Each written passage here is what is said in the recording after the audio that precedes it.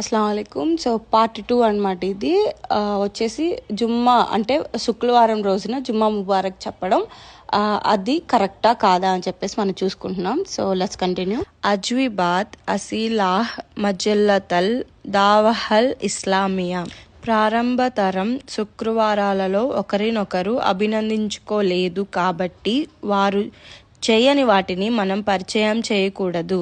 షేక్ సులైమాన్ అల్ మజీద్, మే అల్లా preserve him, ఆయన ఇలా చెప్పారనమాట.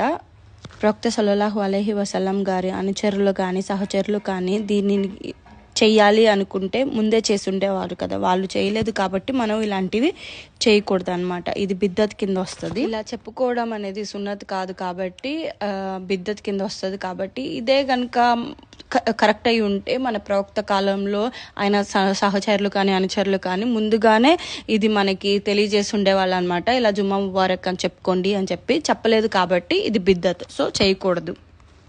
సో బిద్దత్ అంటే ఇస్లామిక్ రూట్స్ ఎక్కడాను ఇస్లాంలో చెప్పకుండా, సున్నతుల్లో మన ప్రవక్త గారు ఆచరించకుండా మనం కొత్తగా క్రియేట్ చేసుకున్న వాటిని ఇస్లాం పేరుని ఇస్తాం కదా, వాటిని బిద్దత్ అంటారు. ఇలాంటివి క్రియేట్ చేయకూడదు, ఇది చాలా పాపం. అండ్ ప్లస్ ఇస్లాం పేరు తగిలిస్తున్నాం చూడండి, అది కూడా చాలా పెద్ద పాపం. వాటిని కొత్తగా క్రియేట్ చేసిన వాటిని బిద్దత్ అంటారు.